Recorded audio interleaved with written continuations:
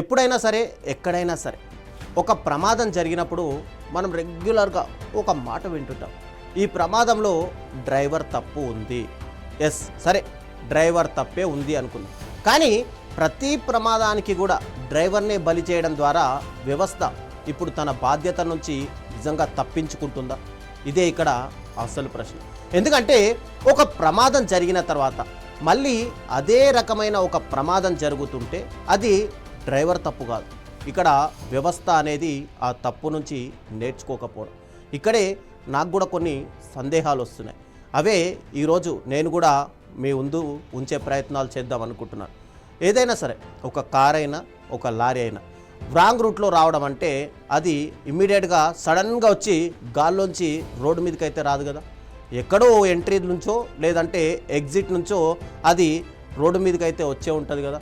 ఆ ఎంట్రీ దగ్గర ఎవరున్నారు, అక్కడ భద్రత ఎక్కడ ఉంది, టోల్ సిబ్బంది ఏం చేస్తున్నారు, కెమెరాలు ఎందుకు ఆ వెహికల్ని గుర్తించట్లేదు, కంట్రోల్ రూమ్కు ఎందుకు ముందుగానే అలర్ట్ అనేది వెళ్ళట్లేదు, పెట్రోలింగ్ వాహనాలు ఉన్నాయి అని చెప్పి పదే పదే ప్రభుత్వం కూడా చెప్తుంటుంది. మరి ఇక్కడ పెట్రోలింగ్ వాహనాలు ఎక్కడున్నాయి? ఒక వాహనం కొన్ని కిలోమీటర్లు రాంగ్ రూట్లో ప్రయాణించేంత వరకు ఇక్కడ ప్రభుత్వాలు ఏం చేస్తున్నాయి? ఇదే సమయంలో మనం కూడా ప్రతిసారి ప్రభుత్వం నుంచి ఒక స్టేట్మెంట్ లాగా బయటకు వస్తుంటుంది. అదేంటంటే మన దగ్గర ఏఐ ఉంది, అంటే ఆర్టిఫిషియల్ ఇంటెలిజెన్స్ ఉంది, స్మార్ట్ కెమెరాలు ఉన్నాయి, కంట్రోల్ రూమ్ ఉంది, నిరంతరం పర్యవేక్షిస్తున్నాం, 24 గంటల నిఘా వ్యవస్థ ఉంది మనకు. అయితే ఇక్కడ నేనే ఒక ప్రశ్న అడగాలనుకుంటున్నాను. ఈ టెక్నాలజీ ప్రమాదాలను ఆపడానికి ఉందా, లేక ప్రమాదం జరిగిన తర్వాత ఆ ప్రమాదం ఎలా జరిగింది, ఎవరు ఎవరిని గుద్దారు, ఎప్పుడు గుద్దారు, ఏ టైంలో యాక్సిడెంట్ అయ్యింది అని ఒక వీడియో రిలీజ్ చేసి ప్రెస్ మీట్ పెట్టడానికి ఉందా? ఒక రాంగ్ రూట్ వాహనాన్ని 30 సెకండ్లలో గుర్తించలేని ఒక టెక్నాలజీ ఉంటే ఏంటి, లేకపోతే ఏంటి, అసలు దాని ఉపయోగం ఏంటి? ఇక్కడ ఇంకో విషయం కూడా అడగాలనుకుంటున్నా. 100 కిలోమీటర్ల వేగంతో వెళ్తున్నటువంటి ఒక డ్రైవర్కి ఇక్కడ చివరి నిమిషంలో ఒక చిన్న బోర్డు కనిపిస్తే ఆయన ఏం చేస్తాడు? హఠాత్తుగా బ్రేక్ వేస్తాడు. ఇక్కడ ఈ బోర్డు ఏంటి అని అడుగుతున్నారా? ఎస్, మనం ఓఆర్ఆర్ రింగ్ రోడ్ నుంచి వస్తున్నాం అనుకుందాం. అక్కడ తను బెంగళూరు వెళ్ళాలి, లేదంటే వరంగల్ వైపు తిరగాలి. అప్పుడు ఎగ్జిట్ ఎక్కడ ఉంది అనేది ఒక 5 కిలోమీటర్ల నుంచి తనకు అక్కడ డిస్ప్లే కనుక చేస్తే ఫలానా 5 కిలోమీటర్ల తర్వాత బెంగళూరు ఎగ్జిట్ ఉంది అని చెప్తే తనను అక్కడి నుంచే కార్ అనేది లేదా తన లారీయో ఏదో నెమ్మదిగా చేసుకుంటూ వస్తాడు. అదే కనుక కేవలం ఎగ్జిట్ దగ్గరకు వచ్చినప్పుడు అతనికి డిస్ప్లే కనిపిస్తే అతను ఇమ్మీడియట్గా ఖచ్చితంగా బ్రేక్ వేస్తాడు, లేదా ఒక లైన్లో వెళ్ళాల్సిన కారు మరో లైన్లోకి ఇమ్మీడియట్గా మారిపోతాడు. కొన్నిసార్లు రాంగ్ రూట్లో కూడా వెళ్తాడు. అయితే ఈ తప్పుకు పూర్తిగా డ్రైవర్నే మనం బాధ్యత చేయడం నిజంగా న్యాయమా? 2 కిలోమీటర్లో 1 కిలోమీటర్ ముందో లేదంటే 500 మీటర్ల ముందో ఎల్ఈడి స్క్రీన్ల ద్వారా హెచ్చరికలు ఎందుకు పెట్టడం లేదు? అలాగే ఓఆర్ఆర్ ఎగ్జిట్ దగ్గర మనం రెగ్యులర్గా వెళ్తుంటాం. ఆ ఓఆర్ఆర్ ఎగ్జిట్ దగ్గర అక్కడి నుంచి ఇక్కడి వరకు లారీలు ఆపుకొని డ్రైవర్లు అందరూ కూడా ఆ లారీల దగ్గర వంట చేసుకొని ఆ లారీలను క్లీన్ చేసుకోవడం అలాంటివి చేస్తుంటారు. ముఖ్యంగా ఎందుకంటే సిటీలోకి మార్నింగ్ టైంలో వాళ్ళకు అలో లేదు కాబట్టి నైట్ టైంలో వెళ్దాము అని చెప్పి ఓఆర్ఆర్ దగ్గరే అక్కడ వెయిట్ చేస్తూ ఉంటారు. మరి ఇదేమన్నా ఓఆర్ఆరా లేకపోతే లారీల యొక్క పార్కింగ్ యార్డ్ అనుకోవాలా? అయినా కొన్ని లారీలు ఎగ్జిట్ దగ్గరే ఇప్పటికీ ఎందుకు ఆగిపోతున్నాయి? అక్కడ ఫోన్లు మాట్లాడుతున్నారు. చాలామంది డ్రైవర్లు పక్కన వెళ్తున్నటువంటి కార్లను ఆపి ఈ లొకేషన్లను కూడా అడుగుతున్నారు. అక్కడనే ఎదురు చూస్తున్నారు తెల్లవారులు కూడా. అయితే అక్కడ పెట్రోలింగ్ ఎక్కడ ఉంది? నో పార్కింగ్ రూల్స్ని అక్కడ అమలు చేస్తున్నారా? లేక కేవలం ఇక్కడ నో పార్కింగ్ అని బోర్డు పెట్టి ఇక మా బాధ్యత అయిపోయింది అని చెప్పి అనుకుంటున్నారా? ఇక్కడ పెట్రోలింగ్ వాహనాల పనేంటి? ప్రమాదం జరిగిన తర్వాత సైరన్ వేసుకొని రావడానికా, లేక ప్రమాదం జరగక ముందే వాటిని ఆపడానికా? రాంగ్ రూట్లో ఒక వాహనం వస్తే ఎన్ని నిమిషాల్లో స్పందిస్తున్నారు? ఇక ఎగ్జిట్ దగ్గర లారీ నిలిపిస్తే వెంటనే వాటిని తీసేయాలి అని చెప్పి ఎక్కడైనా తొలగిస్తున్నారా? లేక కేవలం రోడ్డుపై తిరుగుతున్నాము అనే ఒక భావన మాత్రమే కల్పిస్తున్నారా? ఇక ప్రతి పెద్ద ప్రమాదం జరిగిన తర్వాత ప్రభుత్వం ప్రతిసారి ఒక ప్రెస్ మీట్ పెడుతుంది. ప్రెస్ మీట్ పెట్టి ఒక విషయాన్ని చెప్తుంది. ఏంటంటే మేము ఈ ప్రమాదం పైన ఒక కమిటీ వేసాం, ఒక సమీక్ష చేస్తున్నాం, ఒక ప్రకటన కూడా విడుదల చేస్తుంది. ఇక నుంచి ఇలాంటి ప్రమాదాలు జరగవు, ముందస్తుగా మన దగ్గర చాలా టెక్నాలజీ ఉంది, ఆ టెక్నాలజీ ద్వారా వీటిని అరికడతామని చెప్పి.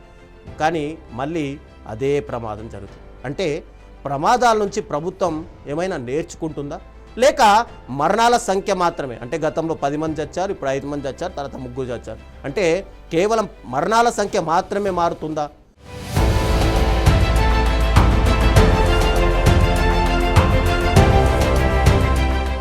ఇక్కడ వ్యవస్థ మాత్రం నిజంగా మారడం లేదనే చెప్పాలి. ప్రతి ఎంట్రీ ఎగ్జిట్ దగ్గర ఏఐ రాంగ్ రూట్ డిటెక్షన్ అనేది ఎందుకు లేదు? ఇక్కడ విదేశాల్లో చూస్తుంటే కనుక ఒక రూట్లో వెళ్తున్నప్పుడు దానికి సంబంధించి హైవే అంటే ఒక 100 కిలోమీటర్లు మాత్రమే ఆ రోడ్లో పరిమితి స్పీడ్ ఉన్నప్పుడు 110 స్పీడ్ రాగానే ఇమ్మీడియట్గా వాళ్ళందరికీ చలాన్లు వచ్చేస్తాయి. లేదా ఎగ్జిట్ ఏ ఎగ్జిట్లో ఉండాలో అదే ఎగ్జిట్లో చేయాలి అని చెప్పి. ఇక్కడ కేవలం మన దగ్గర వ్యవస్థ ఎలా ఉందంటే, ఒక రోడ్డు నిర్మించేశాం, దానికి ఒక టోల్ గేట్ పెట్టాం, కేవలం 20-15 కిలోమీటర్ల రూపాయలకు కూడా 50 రూపాయలు 100 రూపాయలు టోల్ గేట్లు వసూలు చేస్తున్నారు. ఇక సరే మనం కూడా ఏంటంటే టైం కలిసి వస్తుంది, రోడ్డు కూడా బాగుంటుంది అని చెప్పి ఎప్పుడు కూడా ప్రశ్నించకుండా అదే రోడ్డు మీద అదే టోల్ కట్టి అదే వెళ్తున్నాం. 100 కిలోమీటర్లు అంటే 100 కిలోమీటర్ల స్పీడ్ లిమిట్ ఉన్నప్పుడు 120 కిలోమీటర్ల స్పీడ్ వెళ్ళినప్పుడు కూడా ఇక్కడ మరి మన నిఘా వ్యవస్థ ఏం చేస్తుంది, సీసీ కెమెరాలు ఏం చేస్తున్నాయి, ఈ ఆర్టిఫిషియల్ ఇంటెలిజెన్స్ ఏం చేస్తుంది? అసలు పట్టింపులే లేకుండా పోయాయే. ఇక విదేశాల్లో లాగా ఇక్కడ రాంగ్ రూట్కి సంబంధించి ఏఐ రాంగ్ రూట్ డిటెక్షన్ ఎందుకు లేదు? సెన్సార్ ఎందుకు లేదు? రెడ్ ఫ్లాష్ వార్నింగ్ ఇవ్వాలి కంపల్సరీ ఒకవేళ స్పీడ్ లిమిట్ పెరిగితే. మరి ఈ లిమిట్ ఎందుకు?